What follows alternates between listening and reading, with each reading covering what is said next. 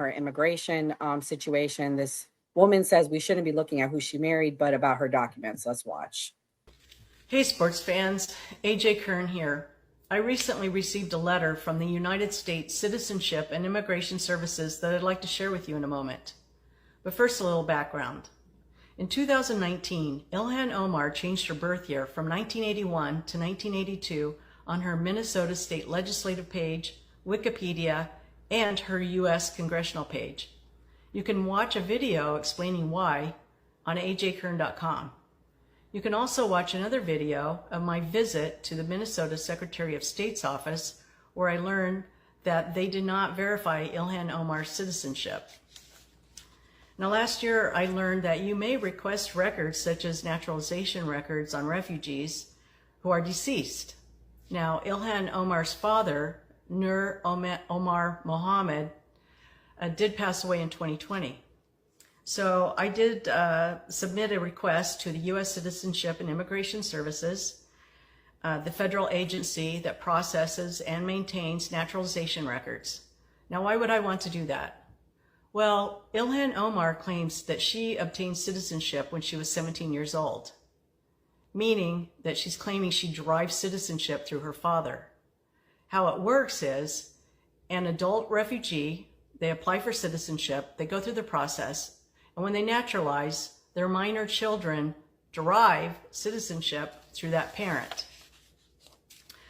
On the form that I sent, I included the name her father used when he lived in Somalia. I also included a news article with a photo of her with her father, and this news article did verify that he did pass away in 2020.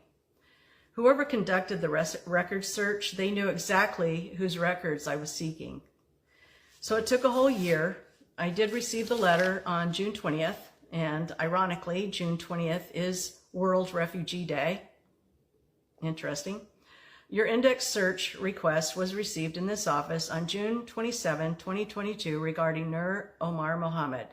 Yada yada, we completed a thorough search for records. Unfortunately, we found no matching index reference. Our search included all variations of the subject's name, including Nur Saeed Elmi Mohammed, with the same results. There's no records. You can see the letter on ajkern.com. And I want to be clear about this. The federal agency which processes and maintains naturalization records, they have no index reference. There's no record. He never naturalized. So it's impossible for Ilhan Omar to have derived citizenship through her father. It looks like Ilhan Omar is not a citizen. She just didn't count on the fact that someone might request her father's records. Kimberly, do you think this is relevant or BS? I would have to verify what she's saying. But I do want to say that I think for a lot of my conservative friends, they'll complain about immigration fraud and social welfare fraud. Never hear them talking about tax fraud or wage theft, which are the biggest forms of fraud in this country by far. And I also, this reminds me of that story of that school principal that lied on his about his immigration status. I think that's indicative of the failed immigration policies that we have in this country. We need immigration reform. I haven't heard anybody talk about what we did to Somalia. Somalia is one of the 7 countries that we've attacked as a result of the clean break strategy. A lot of the times when you get immigrants that come in from other countries, you interview them. They don't leave their country because they want to. They leave their country because they have to. And I'm letting you know right now, I have kids. There's nothing I wouldn't do to protect my kids. I would cross over illegally. I would go through any loophole. I will do what I have to do to take care of my kids. These are people who are desperate. These are people whose countries we have bombed and decimated. And we also need to consider the fact that our immigration system has failed. We need immigration reform. We want people who are productive citizens in this country who will contribute to the American dream. And I think that immigrants make America great. I think that this country is the greatest country in the world because we are a pluralistic, multinational, inclusive country going back hundreds of years. There are always influxes of immigrants coming in groups. They always concentrate in cities. That's why right here in downtown LA, you get little Tokyo, little China, little Mexico, little Philippines, little Thailand. They people will join in their groups and they will also assimilate within America in to a certain extent. Should we maybe add some requirements like with the citizenship or the naturalization steps, which require like you learn a little bit about American culture, maybe even make English the national language? Sure, that's fine. But I think a lot of the times when we hear about these complaints about Haitian immigrants or Venezuelan immigrants or Somalian immigrants, there are a lot of undocumented Canadian immigrants as well. So it's just food for thought there. We should all look at our humanity when considering the immigration policies of this country, which I love. Love this country. Kamal, what do you think? Do you agree that immigrants make this country great? What's your thoughts? I'm sure you have lots of them.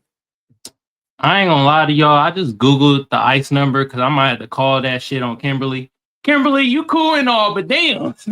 I said last time you keep came for the immigrants. I I'm was gonna have born to. here, and my mom was naturalized as a teen. She really was naturalized, though. I'm not sure about Ilhan, but my mom was.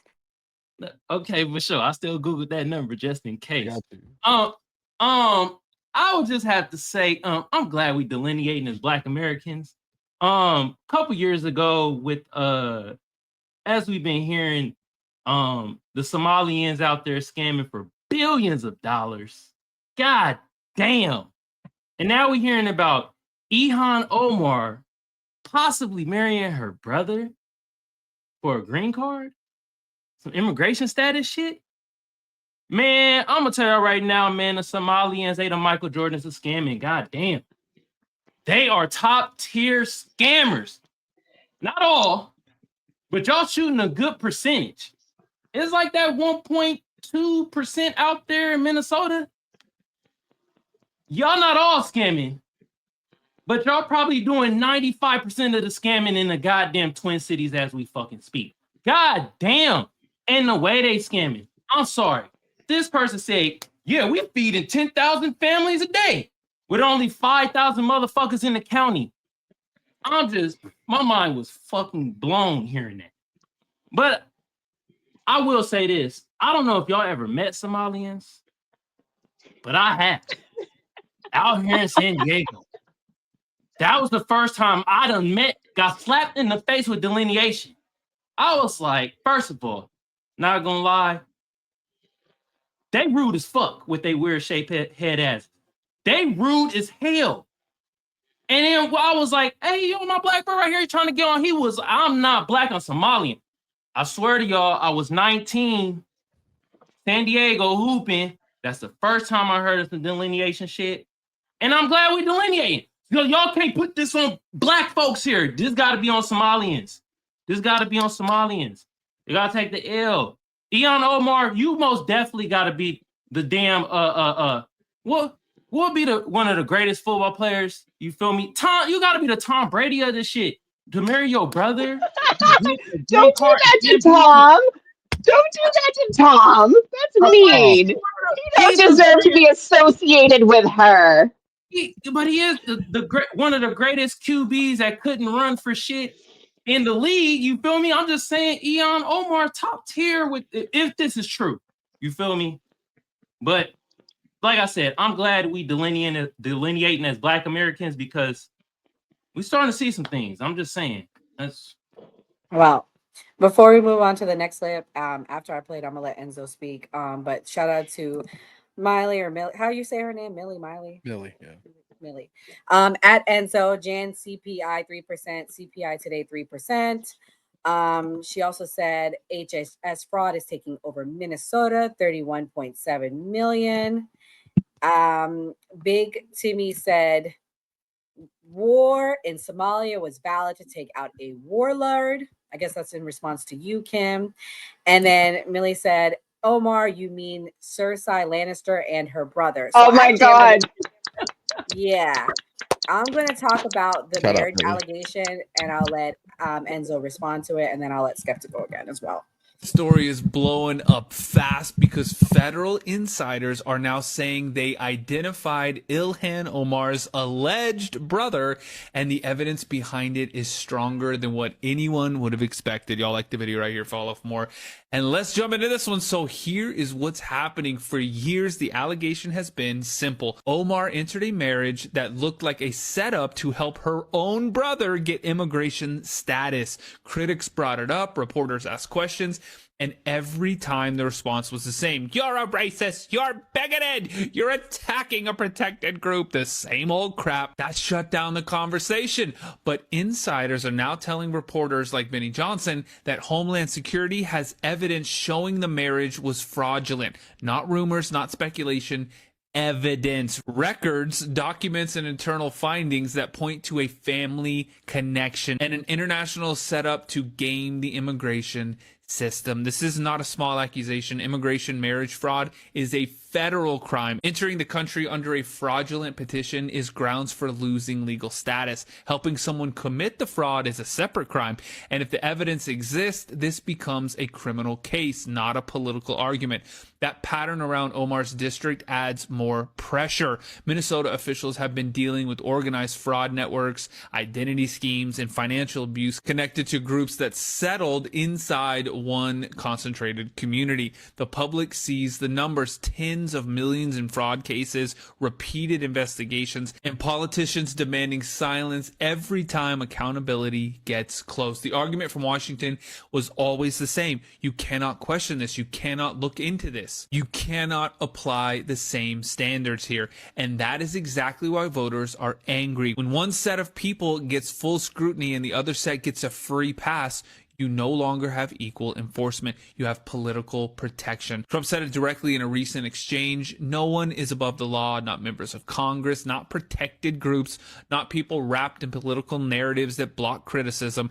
If someone lied on federal forms, there is a process. If someone entered a fraudulent petition, there is a consequence. That is how the law works for everyone. If the evidence insiders describe is real, the question now is simple. Does Washington enforce the law the same way they claim they do, or do they protect one of their own? Again, either way, the public will not ignore it this time. The story is too big, the record is too long, and the evidence insiders are describing is too serious to bury. Y'all like the video right there. Follow for more. Let me Enzo, what do you think? Is this too big to ignore? Is this like BS? What do you think?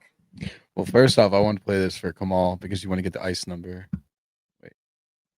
All right, never mind. It's not gonna fucking play. It was gonna be ice. They're ice, not baby. gonna get me. I look white. So I'm good. that don't matter. That don't matter. I've been questioned on job sites. I've been questioned by DHS and ICE on job sites.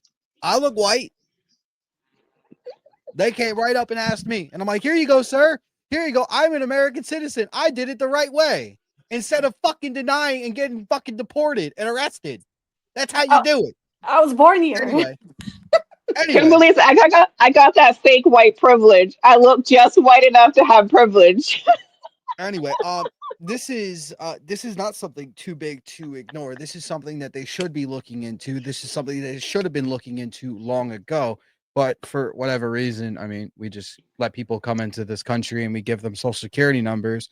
I mean, it literally just came out that under the Biden administration, nearly 4 million immigrants were given social security numbers. Let that sink in. Illegal immigrants were given 4 million social security numbers. They just found that out when Doge was going through everything, mind you. But back to this, right? Ilhan Omar. This is why I say that if you're not born in America, you should not be allowed in any type of elected official seat whatsoever. If you were not born here, if you're an immigrant and you come here and you have a child here, sure, let that person run. Let that person be in office. It doesn't matter what we do with the situation whatsoever, because the Democrats are going to paint this. Oh, this is Donald Trump going after his political opponents. This is Donald Trump going after the Democrats. Even though we know they committed crimes, we're still going to blame Donald Trump. Blah, blah, blah, blah, blah. We see this all the time. You guys are going to literally just sit up here and keep covering for Democrats We see it with the Epstein shit. What about Jasmine Crockett and them covering for Hakeem Jeffries and Stacey Blasquette that's texting Jeffrey Epstein? You guys are literally covering for people when you wanted these files out so people go to jail. Now you're covering for them. They're going to do the same thing. I think we should crack down on this. We should crack down on Minnesota. We should crack down on Dearborn, Michigan, where all this fraud and all these people are coming to the country not to assimilate, to take over, like I said on the podcast multiple times already, that are stealing from HHS.